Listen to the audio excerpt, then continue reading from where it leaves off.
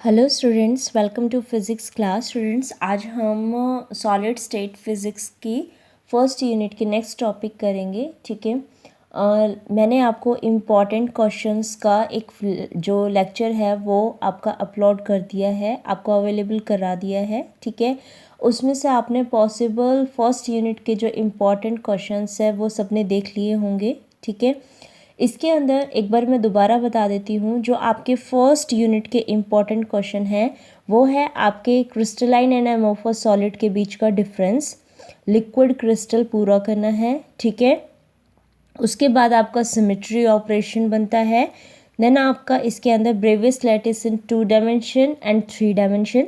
जब Bravais lattice in 2 dimension आएगा तब आपके पास 3 डायमेंशन का न्यूमेरिकल या फिर why five fold symmetry is not possible, ये क्वेश्चन अराइज हो सकता है। ठीक है, तो पॉसिबल क्वेश्चंस आपके इस यूनिट के अंदर से सिर्फ यही हैं। तो मैंने इसके अंदर आपको ब्रेवियस लैटिस के 2 डायमेंशन एंड 3 डायमेंशन के बारे में शायद लास्ट लेक्चर के अंदर आपका 10th शायद लेक्चर है उसके अंदर बताया था कि आपको इसके लिए क्या करना पड़ेगा। जस्ट जो आपकी टेबल बुक में बनी हुई है आपको वो ही याद करनी है। ठीक है, और सिंगल सिंगल को आप लिख के आ जाएंगे। 3 डायमेंशन के अंदर कोई भी फिगर बनाने की नीड नहीं है। जस्ट आपको सिंपल ये लिखना है वहाँ पे कि जैसे आपका क्यूबिक है तो क्यूबिक के लिए आप यहाँ पे लिखोगे all sides are equal, all angles are equal. ठीक है, और फिर उसके बाद उसकी कंडीशन बता दोगे कि a is equal to b is equal to c होती है और alpha is equal to beta is equal to gamma is equal to कितने डिग्री का होता है, 90 डिग्री का आपका क्यूबिक के अंदर होता है। ये इसकी कंडीशन हो जाएगी। फिर उसके बाद आप सेकंड लिखोगे, फिर थर्ड लिखोगे, फिर फोर्थ लिखोगे, फिफ्थ सिक्स सेवन्थ, इस तरीके से करते आपने 2 पेज इसके भर के आ जाने हैं। ठीक है, थोड़ा खुला खुला लिखना है इसको। तो ये वाला हमारे पास क्या आ जाएगा, ब्रेवियस लैटिस वाला क्वेश्चन पूरा कंप्लीट हो जाएगा। ठीक है, 3 डायमेंशन का। और अगर 2 डायमेंशन का इसके अंदर आता है तो 2 डायमेंशन के अंदर 3 4 या 5 उसके हैं, तो इसीलिए आपको क्या करना पड़ेगा। और उनके फिगर जो है वो बिल्कुल ईजी है, तो आप उनको वहाँ पे बना के आ सकते हो। 7 जो आपके हैं यानी कि ब्रेवियस लैटिस इन 3 डायमेंशन के अंदर है, उसके अंदर वो बहुत सारे एक ही सिंपल क्यूबिक के अंदर भी वो बहुत सारे टाइप्स लेके चल रहा है, इसीलिए उनको बनाना वहाँ पे टिपिकल हो जाएगा। ठीक है, तो आप वो ना करके आप सीधा इनको इस फॉर्म के अंदर करके आ जाओगे। तो अब जो इसके अंदर पेंडिंग क्वेश्चन है वो सिर्फ हमारे पास कौन सा है, आपका crystal structure can't have five fold symmetry, why five fold symmetry is not possible in crystal structure, that's the question.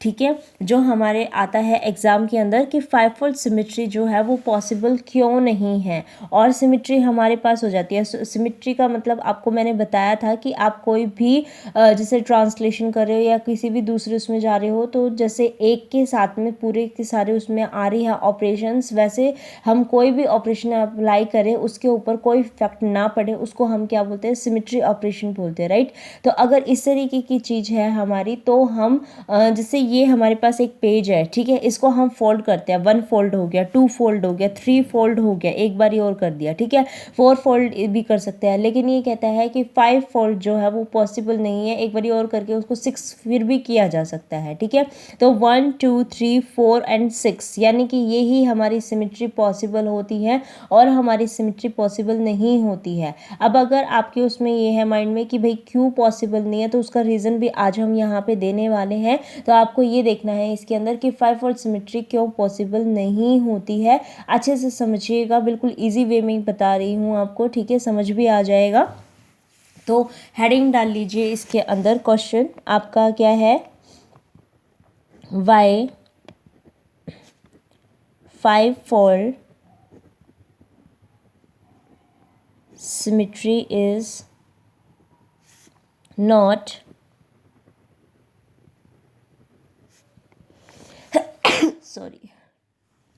possible in crystal lattice. ठीक है, ये क्यों पॉसिबल नहीं है, इसके लिए हम क्या करते हैं, इसके लिए हम एक ट्रांसलेशन वेक्टर जो है उसको लेके रख लेते हैं। ठीक है, सपोज मैंने इसके अंदर क्या किया, एक ये प्लेन जो है वो कंसिडर कर लिया। ठीक है, इसके अंदर मैंने क्या किया, एक तो ए पॉइंट कंसिडर कर लिया और क्या कर लिया, एक बी पॉइंट हमने क्या कर लिया, लेटेस्ट पॉइंट्स जो हैं वो कंसिडर कर लिए। अगर मैंने एक ए पॉइंट और बी पॉइंट जो लेटेस्ट पॉइंट है वो कंसिडर किए हैं, तो मैंने ये जो इन पॉइंट्स को माने हैं ये ट्रांसलेशन अकाउंट मतलब अक्रॉस द एक्स एक्सिस माना है। तो इसको मैं क्या कह सकती हूँ कि ये जो ए बी है पूरा का पूरा, ये मेरे पास क्या है, मेरा ट्रांसलेशन वेक्टर है। ठीक है, इसको मैंने नाम दे दिया कि ये मेरे पास ए वेक्टर कोई भी ट्रांसलेशन वेक्टर है। मैंने आपको बताया था कि एक एक्सिस के अक्रॉस जो आप इसके अंदर बताते जा रहे हो मैनिफेस्टेशन ऑर्डर ऑफ, ठीक है, इसका तो उसको हम क्या बोलते हैं, ट्रांसलेशन और वो बोलते हैं, वेक्टर बोलते हैं। तो ये हमारे पास क्या हो जाएगा, इसका ट्रांसलेशन वेक्टर हो जाएगा। अब आपको पता है कि अगर ये पॉइंट एक लेटेस्ट पॉइंट यहाँ पे था तो ओ ओरिजिन से क्या होगा, ये मेरे पास क्या था, प्लेन था, एक्स हो गया, और ये मेरे पास क्या हो गया, वाई हो गया। ठीक है, अगर ये हमारे पास क्या था, ए पॉइंट था, तो इसका पोजीशन वेक्टर भी तो मैं दे सकती हूँ ना। सो मैंने ये मान लिया कि ये पोजीशन वेक्टर मेरा कितना था, r1 था, ओरिजिन से ओ तक का। ठीक है, और बी पॉइंट जो लेटेस्ट पॉइंट आपने बी पॉइंट पे ले रखा है उसका ओरिजिन से जो डिस्टेंस है उसको मैंने r2 कंसीडर कर दिया। अब अगर r1 ये है, r2 ये है, और ये मेरा ट्रांसलेशन वेक्टर है जिसकी वैल्यू कितनी है, ए वेक्टर है। मैंने क्या काम किया कि इस लेटेस्ट पॉइंट को रोटेट करके यहाँ पे पहुँचा दिया, इस वाले लेटेस्ट पॉइंट को भी रोटेट करके यहाँ पे पहुँचा दिया। ठीक है, तो अगर मैंने इसको ऐसे रोटेट करके कहाँ पहुँचा दिया, यहाँ पहुँचा दिया सपोज। ठीक है, इसको भी मैंने ऐसे ऐसे रोटेशन वो करके हमने कहाँ पहुँचा दिया, यहाँ पे पहुँचा दिया। अब ये कहता है कि अगर ये ऐसे पहुँच गए हैं तो आप क्या कर सकते हो, इनका भी ओरिजिन से क्या कर सकते हो, पोजीशन वेक्टर इजीली कैलकुलेट कर सकते हो। पोजीशन वेक्टर इजीली हम क्या कर सकते हैं, इसका कैलकुलेट कर सकते हैं। तो हमने क्या किया, इसको इस तरीके से यहाँ पे इसके पोजीशन वेक्टर लेके आ गए। तो ये वाला पोजीशन वेक्टर कितना हो गया, मेरा r1 डैश वाला हो गया, और ये जब दूसरा वाला बी पॉइंट रोटेट करके गया था उसको मैंने नाम दे दिया r2 डैश पॉइंट का। ठीक है, इसको हमने क्या नाम दे दिया, r2 डैश पॉइंट का नाम दे दिया है। करेक्ट है इतना। ठीक है, अब मैं क्या करती हूँ, इसके अंदर से इसको और इसको भी मीट करवा देती हूँ, और यहाँ से इसको और इसको भी मीट करवा देती हूँ। अब आपको पता है कि ये जितना आपका लेटेस्ट जो ट्रांसलेशन वेक्टर था उसका कुछ ना कुछ मल्टीपल करके आपको वो वैल्यू मिल रही है। आप सबको पता है कि अगर ये 1 सेंटीमीटर है तो ये वाला कितना हो जाएगा मेरा पूरा, इसको थोड़ा सा और एडअप करके उसका 2 सेंटीमीटर, यानी कि इसका एक और एडअप हो गया, यानी कि कुछ ना कुछ 1 का मल्टीप्लायर यहाँ पे आया। तो मैंने ये मान लिया कि मेरे पास अगर ये आपका ए वेक्टर है तो कुछ ना कुछ मल्टीप्लायर होके ही वो वहाँ पे आया है। तो मैंने उस मल्टीप्लायर को बोल दिया कि ये पी, और ये मेरे पास कौन सा हो गया, मेरा ट्रांसलेशन वेक्टर हो गया, और इसकी वैल्यू मैं किस में लेके चल रही हूँ, पॉजिटिव ही लेके चल रही हूँ। ठीक है, तो अगर ये कुछ ना कुछ मल्टीप्लायर है तो ये हाफ मल्टीप्लायर या जो हाफ इंटीग्रल मल्टीप्लायर नहीं हो सकता, क्योंकि वो आप दुगना कर रहे हो, मतलब आप पूरा का पूरी चीज़ को उसको मल्टीप्लाई कर रहे हो तब उसका इतना आ रहा है, अदरवाइज वो कम कम वैल्यू आती है ना। तो ये कहता है कि अगर इस तरीके की बात है तो यानी कि यहाँ पे क्या है, कोई ना कोई जो p आपने लिया हुआ है वो आपने इंटीग्रल मल्टीपल ले रखा है, हाफ इंटीग्रल मल्टीपल नहीं ले रखा। इंटीजर है ये ध्यान रखना, ये फ्रैक्शनल नहीं है, ये इंटीजर है। ठीक है, आपने जो p लिया हुआ है वो क्या लिया हुआ है, इंटीजर लिया हुआ है। तो ये जो a पॉइंट था ये आपका यहाँ पे आ गया जिसको मैंने a डैश पॉइंट बोला, राइट, और जो ये b है ये यहाँ पे आ गया जिसको मैंने b डैश पॉइंट बोला है। इस सबको ध्यान से सुनना जो अभी मैं करवा रही हूँ, ठीक है, क्योंकि यही आपका बेस है। अगर आपको ये डायग्राम समझ में आ गया तो लास्ट में जो हम निकालने वाले हैं उसको आप इजीली कर सकते हो। ठीक है, अब ये देखो, अब यहाँ पे हमारे पास आ गया, तो मैं क्या करती हूँ, इसके ऊपर ये नॉर्मल ड्रॉ कर देती हूँ। ठीक है, नॉर्मल ड्रॉ कर दिया, सबको पता है ये एंगल 90 का है, यहाँ पे भी पता है ये एंगल 90 का है। ठीक है, ये कुछ ना कुछ अलग एंगल है, ये कुछ ना कुछ अलग एंगल है, राइट। हमने ये मान लिया कि ये पूरा जो एंगल बन रखा था वो फाई का एंगल बन रखा था, यहाँ जो पूरा बना हुआ है वो फाई का एंगल बना हुआ है। ये 90 था तो ये कितना हो गया, फाई माइनस 90 हो गया। ये 90 था, ये 90 था, तो ये कितना हो गया, ये पूरा फाई है तो ये 90 है, तो ये कितना हो गया, फाई माइनस में 90 हो गया। That means only this angle became 5 minus में 90, that means 5 minus pi by 2। ठीक है, and also this angle become 5 minus में पाई बाई 2 और 5 minus 90।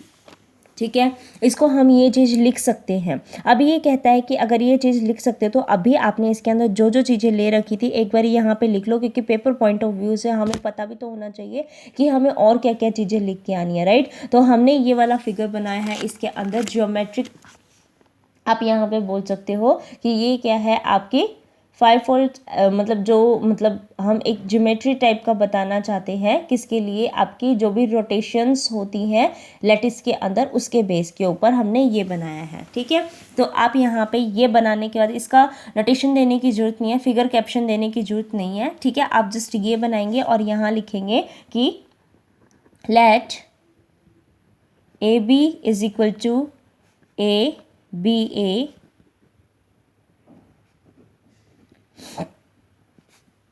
Translation vector and O A vector is equal to R1 और O B, ये वाला जो ओ ए है उसको आपने पोजीशन वेक्टर R1 बोला है, इसको आपने R2 बोला है। अब पोजीशन वेक्टर बोल रहे हो तो वेक्टर फॉर्म में बना जरूर देना इसको, ठीक है, इसको वेक्टर फॉर्म में बना देना।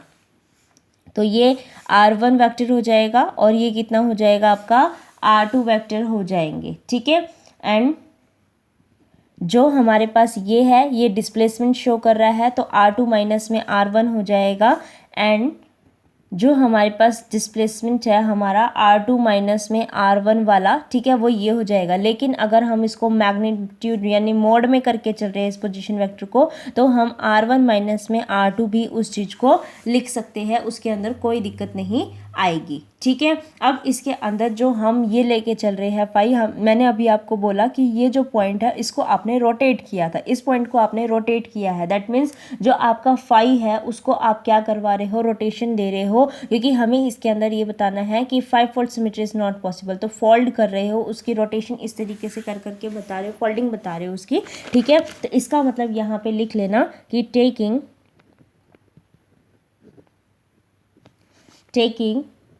phi is equal to 2 pi by n and consider a counter clockwise rotation phi of a vector about R1 vector and it produces a new lattice vector A dash, that is आपका कितना हो जाएगा R1 dash vector, and similarly a clockwise rotation by the same angle phi of a vector and about R2 vector produces a new lattice point or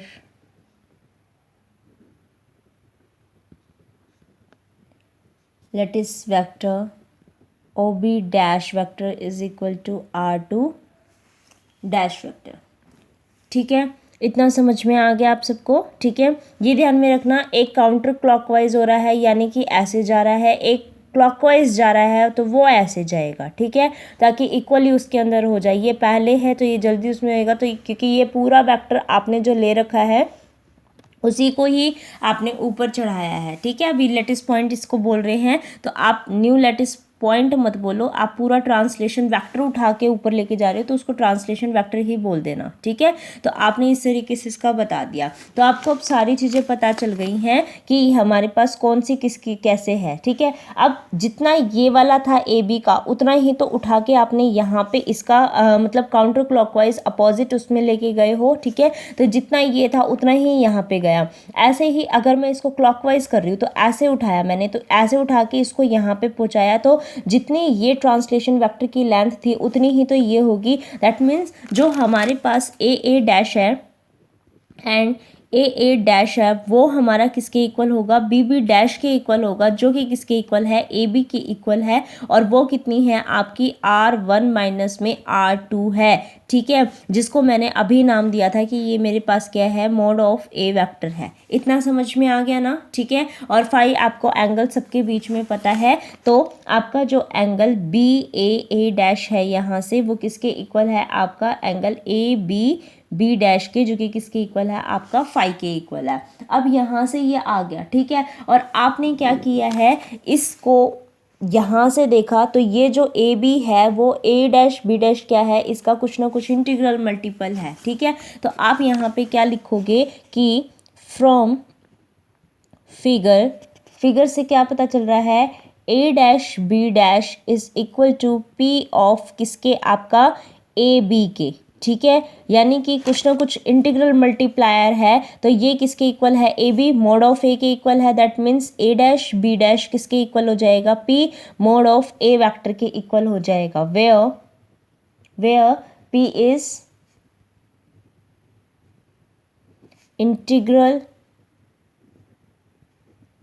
multiple of A vector, ठीक है। जो हमने translation vector लिया था ये वाला, इसका कुछ ना कुछ इंटीग्रल मल्टीपल है आपका, ठीक है। तो यहाँ तक आपने इसको कर देना है। अब हमें ये पता है, अब देखो एक बार इस फिगर से देखो, ठीक है। अगर मेरे को क्या निकालना है, इस इंटीग्रल मल्टीपल की ये बताने की फोल्डिंग कितनी क्या पॉसिबल हो सकती है, कितना करवा सकता है, उसको कितने टुकड़ों में तोड़ सकता है, ठीक है, कितनी फोल्डिंग करवा सकता है। तो आप यहाँ से इसको कंसिडर करो, इस चीज़ को कंसिडर करो, ठीक है। इस चीज़ को कंसिडर कर रही हूँ, तो ये जो P ऑफ A है, यानी कि जो आपका इंटीग्रल मल्टीपल A वेक्टर का है, ये 3 हिस्सों में आपका बट गया है, ठीक है। 3 हिस्सों में से एक हिस्सा तो आपका A वेक्टर ही है, ठीक है।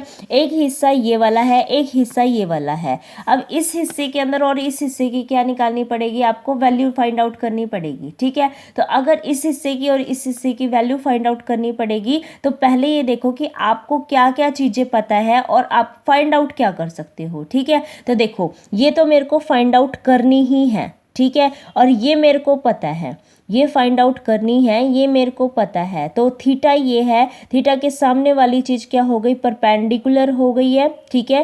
थीटा ये है, थीटा के सामने वाली परपेंडिकुलर हो गई है, ये बेस हो गई, और ये बड़ी वाली लेंथ क्या हो गई, हाइपोटेन्यूज। तो आप सबको पता है कि अगर मेरे पास ये चीज़, तो मेरे को वैसे भी नहीं पता, मेरे को तो ये पता है, क्यों, क्योंकि ए डैश किसके इक्वल है, उतनी ही है जितनी ए बी है। इसका मतलब मुझे ये चीज़ पता है और ये चीज़ पता है। इसका मतलब क्या है कि एक तो परपेंडिकुलर पता है, एक हाइपोटेन्यूज पता है। तो परपेंडिकुलर अपॉन हाइपोटेन्यूज क्या होता है, साइन थीटा होता है। दैट मीन्स हमें अगर ये वाली चीज पता करनी है, सपोज पूरी P ऑफ A है आपकी वेक्टर, ये किसके इक्वल है, मैं इसको तो मैंने इतनी सी डिस्टेंस थी ना, इसको मैंने x मान लिया और इतने डिस्टेंस को मैंने y मान लिया। दैट में, और ये मेरे पास कितना था, a vector as it is ये वाला है ही। तो इसका मतलब P ऑफ A किसके इक्वल हो गया, x प्लस वाई प्लस में कितना हो जाएगा, आपका मोड ऑफ A वेक्टर हो जाएगा। अब आपको x और y की वैल्यू यहाँ पे पुट करनी है, और A वेक्टर आपके पास दे ही रखा है।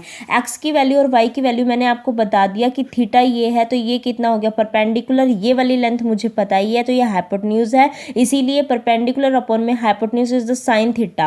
और थीटा सिर्फ इतना ही लेना है, तो इतना लेना है, तो ये कितना हो जाएगा, 5 माइनस में π/2 हो जाएगा। तो अब मैं पूरी की पूरी जो इंटीग्रल मल्टीपल में मैं इसको लेके चली थी, तो मैं इसको लिख सकती हूँ, ठीक है। अगर इसको लिख सकते हैं तो इसको लिख लेते हैं कि इसकी वैल्यू कितनी आई है।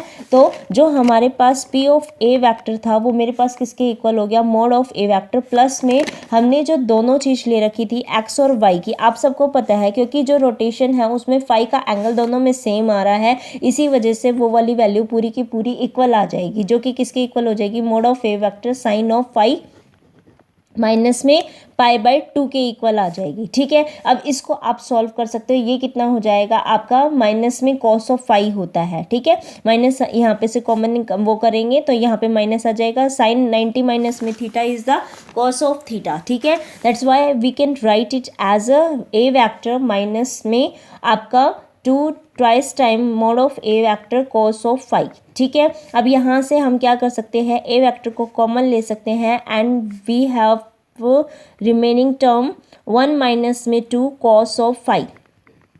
ठीक है, अब यहाँ से आपको क्या करना है, cos ऑफ फाइव, अब ये किसके इक्वल था, p mod of A vector के इक्वल है। मैं ट्रांसलेशन वेक्टर को पूरी की पूरी तरीके से हटा ही देती हूँ। ठीक है, तो जो मेरे पास अब इंटीग्रल मल्टीपल है उसकी वैल्यू आ जानी चाहिए। वो किसके इक्वल हो जाएगा, 1 माइनस में 2 cos ऑफ फाइव के इक्वल आ जाएगा। यहाँ से आप cos ऑफ फाइव निकाल सकते हो। cos ऑफ फाइव किसके इक्वल हो जाएगा, इसको तो इधर ले जाती हूँ, इसको इधर ले जाती हूँ, तो ये कितना हो जाएगा, 1 माइनस में p/2। ठीक है, इसका भी मैं मॉड ले लेती हूँ, इसका भी मैं क्या ले लेती हूँ, मॉड ले लेती हूँ। ठीक है, नेगेटिव नहीं लेके चलते। अब इसके अंदर हमें पता है कि जो cos की वैल्यू है वो किसके इक्वल, +-1 तक जाती है। इसका मतलब क्या हुआ कि cos ऑफ फाइव की वैल्यू है वो हमारी <= 1 एग्जिस्ट कर सकती है। ठीक है, अब ये कहता है कि कौन कौन सी वैल्यू अगर इसकी इतनी है तो ये कौन कौन सी वैल्यू इसकी एग्जिस्ट हम करवा सकते हैं। ठीक है, तो अब ये कहता है कि अब यहाँ से आपको पता चलेगा कि क्यों 5 फोल्ड एग्जिस्ट नहीं करता। ठीक है, यहाँ पे देखो p की वैल्यू को हमने क्या किया, सपोज आपका 1 पुट कर दिया। ठीक है,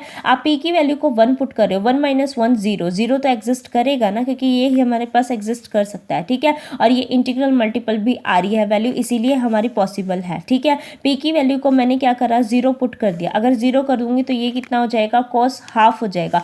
cos हाफ हो रहा है, p की वैल्यू तो 0 है ना, इंटीजर आ रही है, इसका मतलब एग्जिस्ट कर रही है। ठीक है, p की वैल्यू को मैंने कितना कर दिया, यहाँ पे p की वैल्यू को आपने कितना कर दिया। अब इनकी वैल्यूज़ के ऊपर आप उसकी फाइव की वैल्यू भी बता सकते हो। ठीक है, तो ये कहता है कि अगर इस तरीके से आप कर रहे हो तो p की वैल्यू और कितनी ले सकते हो, -1 भी ले सकते हो, माइनस माइनस प्लस 2/2 हो जाएगी, तो cos 1 आ जाएगा, वो भी एग्जिस्ट कर रहा है। ठीक है, अब यहाँ पे हम क्या कर सकते हैं, p की वैल्यू को 2 और 3 भी यहाँ पे पुट कर सकते हैं। लेकिन अगर हम यहाँ पे और वैल्यूज़ पुट करेंगे तो यहाँ पे क्या होगा, आपकी जो वैल्यूज़ आएंगी वो हमारे पास पूरी की पूरी इंटीजर फॉर्म के अंदर उसको नहीं देके जाएगी। ठीक है, क्यों, क्योंकि आपने जो cos फाइव का लिया है तो फाइव की आप रोटेशंस करवा रहे हो। ठीक है, तो रोटेशंस करवा रहे हैं तो ये कितना हो जाएगा, 2π/1, 2π/2 भी, क्योंकि ये क्या है, रोटेशंस हैं, कितनी का टाइम्स करवा रहे हो, ऑर्डर क्या लेके चल रहे हो, n की वैल्यू कितनी है, 1 है, 2 है। ठीक है, इसी तरीके से मैंने क्या लिया, 2π/3 ले लिया, 2π/4 भी ले लिया,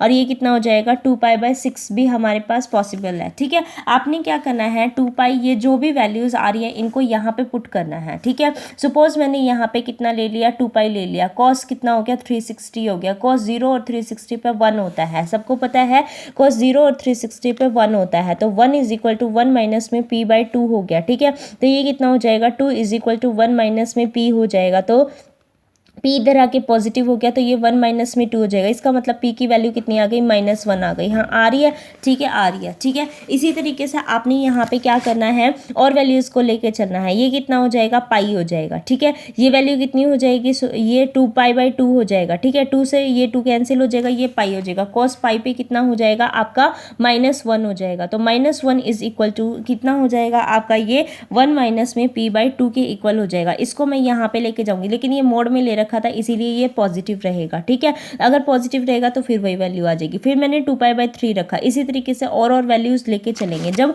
आप यहाँ पे 5 की वैल्यू को कितना लेके चलोगे, 2π/5, यानी कि जो n का ऑर्डर है ये हमारे पास क्या है, अभी मैंने बताया था आपको जब पीछे वाला क्वेश्चन किया था कि यहाँ पे जो आप 5 लेके चल रहे हो वो रोटेशन के अंदर लेके चल रहे हो, 1 मिनट, 5 जो लेके चल रहे हो वो आप क्या लेके चल रहे हो, रोटेशन लेके चल रहे हो। तो 5 का रोटेशन कितना है, 2π/n का है। दैट मीन्स हमारे पास जो वैल्यू आती जा रही है वो किसकी आती जा रही है, n की वैल्यूज़ आती जा रही हैं। ठीक है, तो ये कितने हैं, हमारी रोटेशन जो हम लेके चल रहे हैं उसकी वैल्यूज़ लेके जा रहा है। तो n यहाँ पे हम जब कब लेके चल रहे हैं, 5 लेके चल रहे हैं 2π/5 के अंदर, तो आप इसके अंदर उस पर इसमें कैलकुलेशन करके देखना। ठीक है, साइंटिफिक कैलकुलेटर को ओपन करो, ठीक है। साइंटिफिक कैलकुलेटर को ओपन करने के बाद आपने 2π/5 की वैल्यू जो है वो यहाँ पे पुट करनी है। यहाँ पे पुट करने के बाद आप इस पूरे प्रोसेस को सॉल्व करोगे। पूरे प्रोसेस को सॉल्व करने के बाद आपको ये पता चलेगा पी की जो वैल्यू आई है वो किसके अंदर आई है, फ्रैक्शनल के अंदर आई है, ठीक है। देख लेना इसको चेक करके, और कमेंट बॉक्स में बताना भी है आपको कि फ्रैक्शनल में आई है कि नहीं आई है, ठीक है। क्योंकि मुझे तो पता है ये आई है, लेकिन आपने चेक किया है कि नहीं आई है वो तो आप ही बताओगे ना बेटा, ठीक है। तो आप इसको चेक करके आप ये बताओगे कमेंट बॉक्स में कि ये वैल्यू किस में आती है, आपकी फ्रैक्शनल में आती है। तो पी की वैल्यू किस में आ गई, फ्रैक्शनल में आ गई। लेकिन इनिशियली हमने ये बताया कि हमने कंसिडर ही पी को क्या किया था, इंटीग्रल मल्टीपल किया था, हाफ ऑर्डर के उसमें नहीं कर रखा था, इसीलिए हमारे पास जो 5 फोल्ड है वो पॉसिबल नहीं है। इसी तरीके से हम क्या करेंगे, 2π/7 कर देंगे, ठीक है। 2π/7 के अंदर भी जो पी की वैल्यू आती है वो कैसी आती है, फ्रैक्शनल आती है। तो यही एक रीज़न है, इसी फॉर्मूले से, ये जो आपका फॉर्म आया था इसी फॉर्मूले से आप क्या बताओगे कि कौन कौन सी वैल्यूज़ जो है वो आपकी एग्जिस्ट नहीं करेंगी, ठीक है। तो वो इसी फॉर्मूले से आप बता पाओगे, क्योंकि यहाँ पे फाई की वैल्यू को हम रोटेशन जो दे रहा है वो किससे दे रहा है, फाई = 2π/n से दे रहा है। तो n की वैल्यू को जब हम 5 या 7 या और अदर उसमें पुट करते हैं, ठीक है, तो हमारे पास क्या आता है, वो हमारा फ्रैक्शनल पी की वैल्यू को फ्रैक्शनल देके जा रहा है, और पी हमने सिर्फ इंटीजर ही कंसीडर कर रखा है। इसीलिए हम ये कहते हैं कि और वैल्यूज जो है वो इसके अंदर एग्जिस्ट नहीं करेगी, ठीक है। इस रीज़न को जरूर ध्यान में रखना है, बहुत काम की चीज़ है ये, ठीक है। तो यहाँ तक आपको क्या करना है, अपना 5 फोल्ड सिमेट्री वाला टॉपिक जो बहुत इंपॉर्टेंट है, ये पेपर में जरूर आता है, बच्चे पता नहीं क्या क्या लिख के आते हैं इसके अंदर, बस इतना सा ये क्वेश्चन था, ठीक है। तो इसको बिल्कुल अच्छे से करके आपको पेपर अटेम्प्ट करना है। Thank you for watching this video and keep sharing with your friends. Thank you.